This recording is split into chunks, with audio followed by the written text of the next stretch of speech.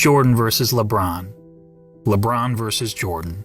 It's a debate that has captured the public's attention for the last several years, especially after this moment in 2016 when LeBron James beat the Golden State Warriors to win the third championship of his career.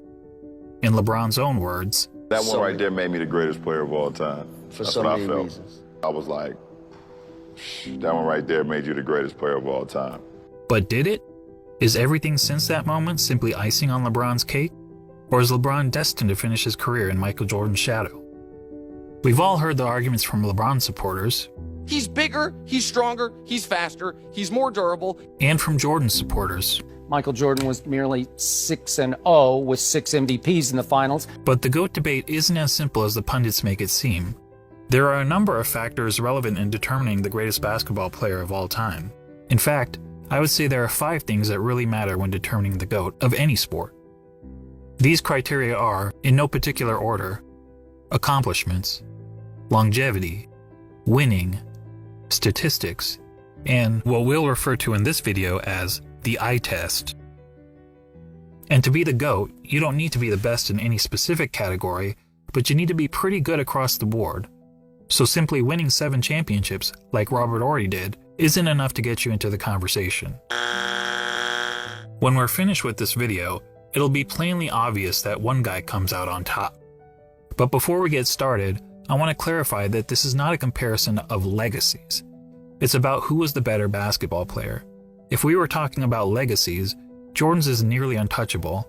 Not only did he lead basketball to global popularity, he helped transform Nike into an empire, changed the way players played and how they dressed, and he even made it cool for guys to be bald. And while those things certainly contribute to MJ's iconic status, they don't make him a better player on the court. So let's evaluate the criteria that matter, and we'll start with individual accomplishments. Take a look. Jordan had more regular season MVPs, twice as many finals MVPs, 9 more scoring titles, and several more selections to the NBA's All-Defensive team, including once being named Defensive Player of the Year. LeBron has more All-Star appearances, but that's largely due to his having played more seasons. In fact, when taking into account retirements and major injuries, Jordan essentially played 13 seasons compared to 17 seasons for LeBron, making Jordan's significant lead in accomplishments all the more impressive. And that's to say nothing of MJ's brilliant college career, which saw him twice named All-American and once awarded College Player of the Year, at a time when the country's best players actually went to college. So regardless of whether you're a LeBron fan or MJ fan, you have to give the accomplishments checkmark to Jordan. The second criteria in our GOAT analysis is longevity. And this one is also a no-brainer, but this time in favor of LeBron. Not only has LeBron played more seasons in the league, but he's had a longer peak than Jordan. Jordan's peak lasted about 10 years, whereas LeBron's peak has lasted 16 years and is still going. And he's been incredibly durable during that time, missing significant time to injury only in 2019. That said, the claim that LeBron has been much more durable than Michael has been a bit overblown. Consider that Jordan played in at least 80 regular season games 11 times in his career, including all 82 games an incredible 9 times. Compare that to LeBron, who played in at least 80 regular season games just twice, and in all 82 games just once. So both LeBron and Jordan get high marks for their durability. But durability aside, the bottom line is that LeBron has sustained his level of excellence for a much longer period of time than Jordan, which puts the longevity checkmark squarely in LeBron's corner. That brings us to the third GOAT criteria, winning. As we all know, Jordan won 6 championships, LeBron has won 3. Jordan is 6-0 in the NBA Finals, LeBron is 3-6. Yes, LeBron has made the finals 9 times compared to only 6 times for Jordan, but let's not pretend that making the finals is the same thing, or even close to the same thing, as winning a title. Take a prime example from another sport, the Buffalo Bills. They're the only team in NFL history to appear in 4 consecutive Super Bowls. But is there a single player or fan of that team that wouldn't trade all 4 of those appearances for just 1 Super Bowl win? Frankly, talk to any fan whose team lost the season's final game and ask them how they felt afterward. Almost universally, their feelings are of sadness, anger, and disappointment. And that's just the fans. For players, those feelings are only magnified. Listen to Charles Barkley talk about losing in the NBA Finals. And I was just in shock when it was over because I was frustrated because I couldn't wheel my team past Michael and the Bulls. And first of all, I don't think I've ever gotten over it, number one. But that was traumatic, and it's painful. So we can all stop with this false equivalence between winning the championship and finishing runner-up. In the words of Herm Edwards, you play to win the game. Hello? You play to win the game. Now back to Jordan and LeBron. As mentioned, on basketball's biggest stage, the NBA Finals, Jordan was 6-0. LeBron was 3-6. And frankly, that doesn't even show how lopsided their records really are. In terms of individual finals games, Jordan was 24-11. LeBron is 18-31. And that's because in 4 of his 6 finals losses, LeBron's team hasn't even been competitive. Twice he got swept, and 2 other times he lost 4-1. That includes being on the wrong side of the 2 most lopsided finals by margin of loss in NBA history. Of course, LeBron fans will tell you that the only reason for LeBron's poor finals record is that his competition was so tough. Ironically, some of these same fans criticized Jordan for losing early in his career to a Celtics team stacked with 5 Hall of Famers, and they conveniently gloss over the fact that LeBron reached the finals so many times in part because the competition in his own conference was so weak. During the vast majority of his career, LeBron played in what many dubbed the Leastern Conference because the East was so much weaker than the West. On the other hand, during Jordan's playing days, the East was generally considered the stronger conference, as Jordan had to battle through hard-fought rivalries against the Bad Boy Pistons, Patrick Ewing's Knicks, the Shaq Penny-led Magic, and Reggie Miller's Pacers.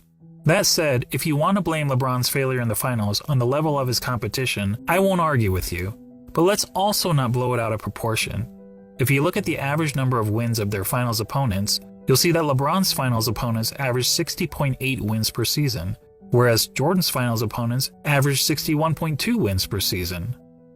So as it turns out, both players face stiff competition in the finals. But a big reason we don't hold the 93 Suns, the 96 Sonics, or the 98 Jazz in the same regard as some of LeBron's finals opponents is because, unlike LeBron's adversaries, Jordan's opponents never actually won the Larry O'Brien Trophy. Which goes to my original point, that the difference between winning the title and finishing runner-up is huge. And the reason those teams never won the title? This guy. Look, I'm not trying to say that Jordan's opponents were as good as the Warriors teams that LeBron faced 4 times in the finals. The truth is that Jordan never played a juggernaut quite like that. But there's a pretty good reason for that. Jordan's Bulls were the juggernaut. They were the team winning 70-plus games. They were the team with the target on their back every year. And as the Warriors showed us, that's not an easy place to be. As great as the Warriors were, they were never able to string together 3 consecutive championships. Jordan's Bulls did it twice. So what's the greater achievement? Beating the juggernaut or being the juggernaut? Or to be more specific, beating the juggernaut 1 time out of the 4 times he faced them? Or being the juggernaut year after year after year? And then doing it again, year after year after year. There's no doubt that LeBron's victory over the 73-win Warriors was the highlight of his career. But it's not the first time that an underdog has won the championship, and there actually have been much bigger underdogs who ended up winning the title. But how many times have we seen a player lead his team to 6 championships in 8 years? Prior to Jordan's Bulls, only Bill Russell's Celtics ever accomplished that feat in the NBA, when they incredibly won 11 championships in 13 seasons. However, back then, there was an average of less than 10 teams in the league, and only a couple rounds of playoffs, so it was considerably easier to win a title. And no player, not even Bill Russell, ever had a run of winning 25 of 26 playoff series, as Michael Jordan did. And Michael's pattern of winning goes beyond the NBA. Let's not forget that Jordan has never won anything but gold in the Olympics, and he also earned an NCAA championship, in which he hit the first of 2 iconic championship-winning shots in his career. All that is to say, when it comes to winning, the checkmark clearly goes to Jordan. On to the 4th GOAT criteria, statistics. This one is a bit more complicated, I mean, how do you statistically evaluate two players who played in different eras under different rules at different positions? One way of doing it is to simply look at the 8 traditional statistics of basketball: points, assists, rebounds, steals, blocks, field goal percentage, free throw percentage, and turnovers. And we'll focus on per game stats rather than cumulative stats, since cumulative stats such as total career points and total career assists really speak to longevity, which is already its own category of the GOAT analysis. Per game stats, on the other hand, is more of an apples to apples comparison. So looking at the 8 traditional stats, we see that Jordan leads LeBron in 5 of them: points per game, steals per game, blocks per game, free throw percentage, and fewer turnovers. LeBron leads in the other 3: assists per game, rebounds per game, and field goal percentage. But that's a pretty simplistic way of looking at statistics. What if we instead turn to analytics? Probably the most well-known analytic stat is player efficiency rating, or PER for short. This metric was created by respected basketball analyst John Hollinger to give an overall rating to a player's performance based on traditional stats like the ones we just mentioned. Jordan has led the league in PER 7 times, LeBron 6 times. Jordan has finished top 3 in PER 10 times, LeBron 9 times. In fact, Jordan has the highest career PER in both the regular season and the playoffs. Another popular analytics stat is win shares. Jordan has led the league in win shares 8 times, LeBron 5 times. Jordan has finished top 3 in win shares 11 times, LeBron 6 times. And when it comes to win shares per 48 minutes, Jordan has the highest career rating in both the regular season and the playoffs. What about box plus minus? Until recently, LeBron was actually ahead of Jordan in career box plus minus. But after the 2017 season gave Russell Westbrook the greatest single-season box plus minus in history by a wide margin, the architect of box plus minus realized that the stat was fundamentally flawed. So he made some changes to improve its formula. As a result, Michael Jordan now has the highest career box plus minus in both the regular season and the playoffs. And lastly, what about value over replacement player, which on its face seems to favor LeBron James? Well, value over replacement player is a cumulative stat, and as previously noted, cumulative stats speak more to longevity than they do game-to-game dominance. That said, according to value over replacement player, Jordan owns 6 of the 9 greatest individual seasons ever played. And on a per-game basis, MJ's career rating in value over replacement player is the highest of all time in both the regular season and the playoffs. Are you noticing a theme here? Not only does Jordan beat LeBron in every ratable analytics stat, he consistently ranks as the best ever across the board.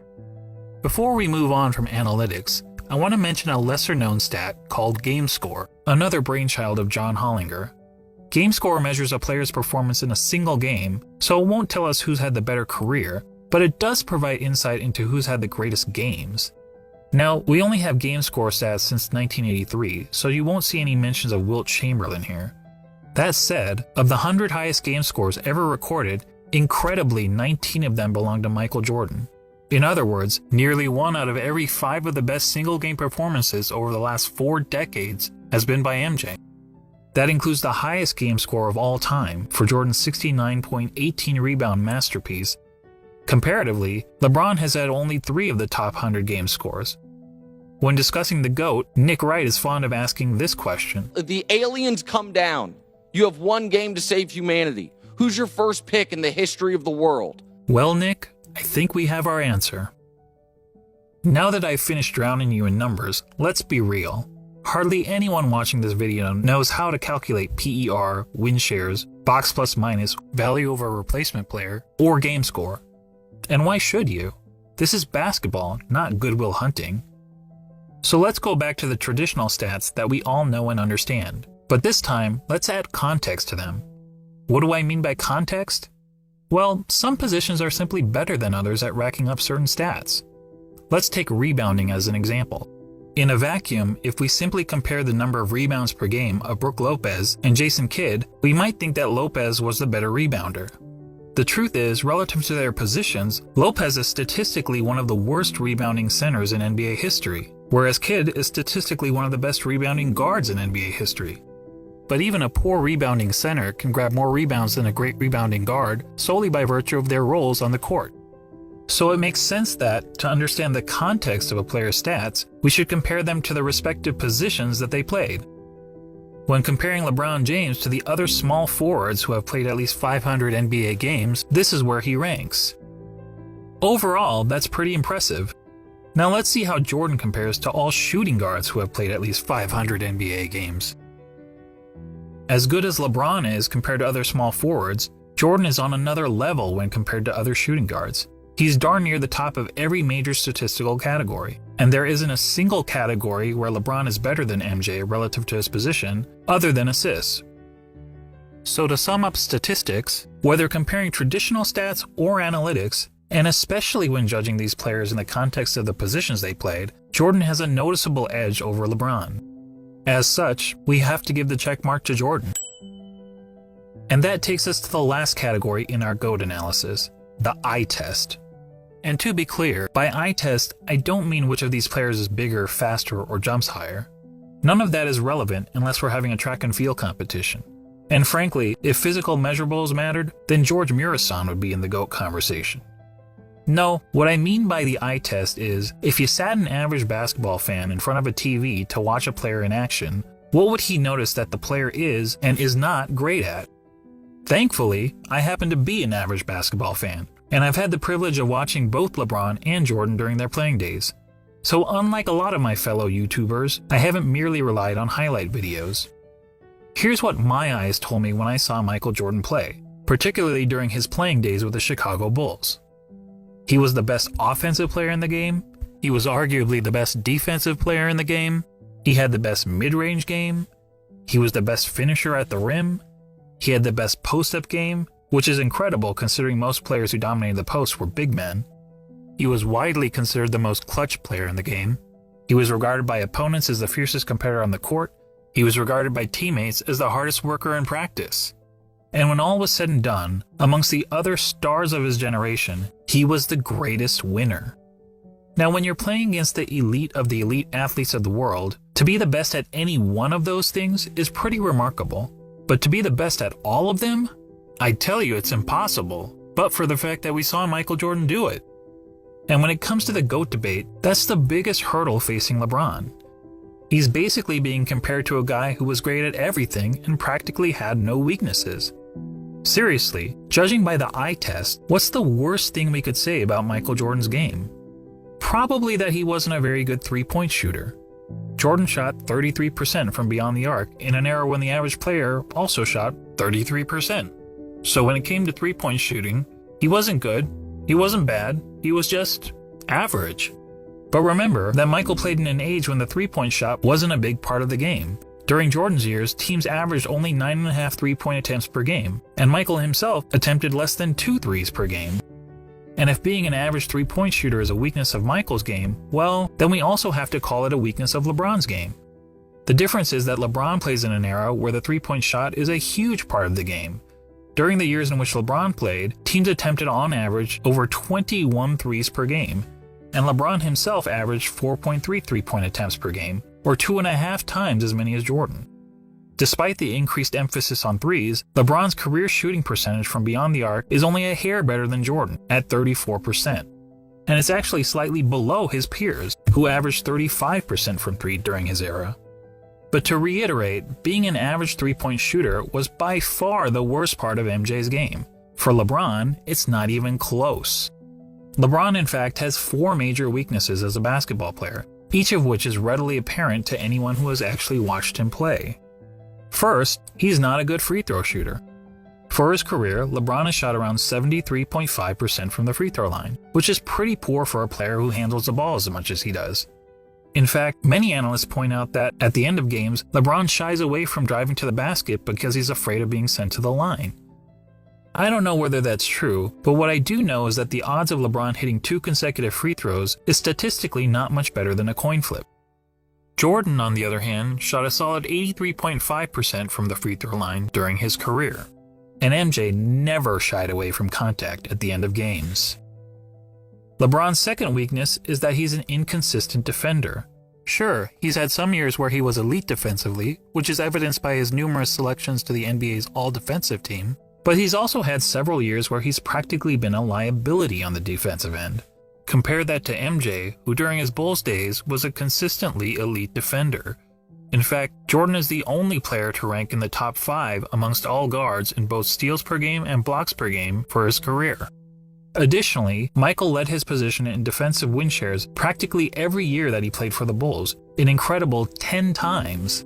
LeBron, comparatively, has led his position in defensive win shares on just 4 occasions, and in 5 of his last 7 seasons, he didn't even crack the top 10 at his position in defensive win shares. Now, some will excuse LeBron's recent falloff on the defensive end as a byproduct of his resting on defense so that he can have more energy on offense, and we can debate the merits of that strategy. But resting on defense is not something Michael Jordan was ever accused of doing. Heck, even as a 40-year-old, he was busting his tail on the defensive end. But what about the notion that LeBron's been the more versatile defender? LeBron supporters will argue that he can guard positions 1 through 5 on the court, such as when he guarded Derrick Rose for stretches in the 2011 playoffs. But LeBron's guarding the opposing team's point guard or center isn't something that happens very often. In fact, during his career, LeBron has spent less than 5% of his total minutes guarding the opposing players 1 or 5. So the versatility argument is highly exaggerated. And look, when it comes to versatility, Hometown Buffet may have a more versatile menu than Spago. That doesn't make it a better restaurant. LeBron's third weakness is that he's not a very good shooter. And this is a pretty significant flaw for someone claiming to be the GOAT. I mean, shooting the ball is the quintessential skill in the game of basketball. It's the part of the game that everyone practices, whether on the playground, at the YMCA, or in the NBA. Now, some people will contend that LeBron is actually a better shooter than Jordan because he has a better career field goal percentage. And yes, LeBron's career field goal percentage is 50.4% compared to Jordan's 49.7%. But recall what I said about placing stats into proper context. To help us understand context when it comes to shooting, allow me to introduce DeAndre Jordan and Tyson Chandler. We all know that DeAndre and Tyson were great rebounders and defenders, but what if I told you that they were also 2 of the greatest shooters of all time? That would be certifiably crazy. Yet if you look at all the shooting metrics, field goal percentage, effective field goal percentage, true shooting percentage, both of these guys rank near the top in NBA history. Of course, there's an obvious reason for that. As we all know, both DeAndre Jordan and Tyson Chandler take a lot of their shot attempts on dunks, layups, and putbacks, which are extremely high percentage shots. Well, guess what? So does LeBron James. In fact, every single year of his career, the shot that LeBron James has taken the most has been within 0 to 3 feet from the basket. In other words, dunks, layups, and putbacks. More than 1 of every 3 of LeBron's shots has been within this point-blank range, which is aided by his playing in an era where it's been relatively easy to get to the rim, particularly when compared to the physical era in which Jordan played. And just like every other player, LeBron is really effective from 0 to 3 feet, hitting over 73% of these shots. But how does LeBron fare from outside this range? According to BasketballReference.com, LeBron's shooting percentage from outside 3 feet is 37.5%. It's even poorer in the playoffs where he shoots 35.9%. And it gets even worse in close and late situations. In the last 2 minutes of games where the score is within 5 points, LeBron hits only 31.7% of his jumpers. Look, it doesn't take a rocket scientist to know that these numbers aren't very good, which is probably why in the 2013 finals, the Spurs' defensive strategy against the Heat was to basically dare LeBron James to shoot.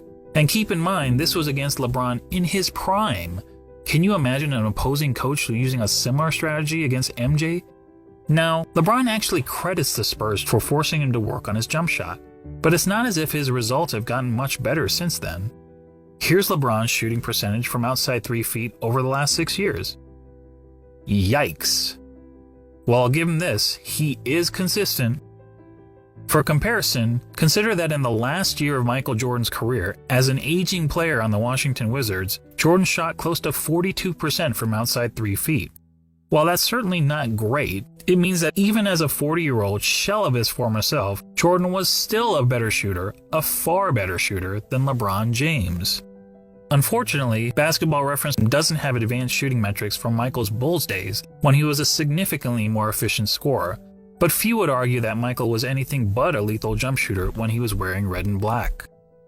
When it comes to shooting, all of us can recall practicing shots on the blacktop, counting down 3, 2, 1 before launching a shot at the rim. Well, if you were pretending to be LeBron James, you'd brick almost 2/3 of the time. Actually, that's not entirely true. If you were playing against a countdown, it would be much, much worse. And that gets me to the last major weakness of LeBron's game, his performance, or more accurately, lack of performance, in the clutch. Remember when people were praising LeBron for making a couple of buzzer beaters in the playoffs 2 years ago? They used these stats to claim that LeBron was better in the clutch than Jordan. But look at these numbers carefully. What stands out to you? How about this? People were using a sample size of less than 1 shot per season to make the case that LeBron was more clutch than Jordan. That would be the equivalent of polling just 100 people in the country to try to predict the winner of the next presidential election. So let's use more telling stats, shall we? Here's a situation that's often used to determine a player's clutchness. 5 seconds to go in the fourth quarter or overtime, and your team needs a bucket to either win or tie the game. It answers the age-old question, who do you want taking the last shot with the game on the line? It turns out that in the regular season and playoffs combined, LeBron has taken 94 such shots. That's a pretty good sample size. And how many of those 94 shots has LeBron made? 19, for a shooting percentage of 20%. Let me repeat that. 20%. Guys, that's not bad in the clutch. That's atrocious. Michael Jordan in the same situation shot roughly 50%. Yes, that's right. Jordan's performance under pressure was the same as it was throughout the rest of the game. And that, my friends, is the definition of clutch. So there you go. When it comes to the eye test, our eyes tell us that one player, Michael Jordan, is great at everything and has practically no weaknesses. And the other player, LeBron James, while also having a ton of strengths, has several obvious flaws to his game. And when all is said and done, after analyzing the 5 key factors of being the GOAT, Jordan gets 4 check marks to LeBron's 1, making this GOAT debate, well, not much of a debate at all. Now, don't get me wrong, I'm not saying that LeBron James is a bad player. He's a phenomenal player. Personally, I have him on basketball's Mount Rushmore, along with Jordan, Kareem, Wilt Chamberlain, and Bill Russell. He's just not Michael Jordan. And just to underscore how good MJ was, let's ignore LeBron and Jordan for a minute and focus on the other 3 players highlighted here, Kareem, Wilt, and Bill Russell. Most would agree that these are the 3 greatest centers in NBA history, and each of them has a strong case to justify his standing among basketball royalty. Wilt is an all-time great because he was an offensive force of nature, and he holds a ton of NBA records. Russell is in the conversation because he was a dominant defender and a perennial champion. Kareem also led his team to numerous titles, and in terms of individual awards and accolades, was the most decorated of the 3. Not to mention, he had the NBA's most unguardable shot. Now imagine a center that had all the best qualities from these 3 titans. A player like that would be the basketball equivalent of Thanos. Now add to that player the highest level of intangible attributes, such as a tireless work ethic, unmatched killer instinct, and an ability to deliver in the clutch. And now you'd essentially be looking at Thanos with all of the Infinity Stones, and no one would question whether this player was the greatest of all time. But the truth is, we don't have to imagine such a player. That player already existed. He just happened to be a shooting guard, not a center. When you think about it, Michael Jordan is the real-life version of an overpowered video game character. He had all the qualities we look for in a superstar athlete, and he had it in spades. He's basically Babe Ruth, if Babe Ruth played defense like Willie Mays. And that's why, even in comparison to the other all-time greats, he is truly in a class of his own. Simply put, he's the GOAT.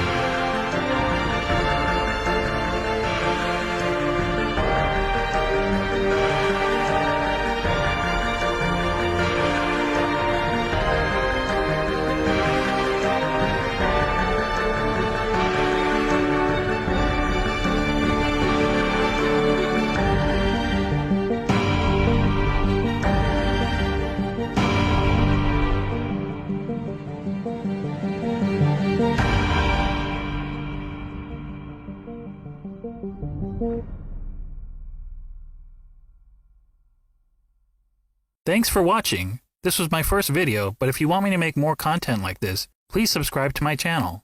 Also, if you like what you saw, please click the like button below and share this video with your friends. And leave a comment to give your thoughts on the GOAT debate.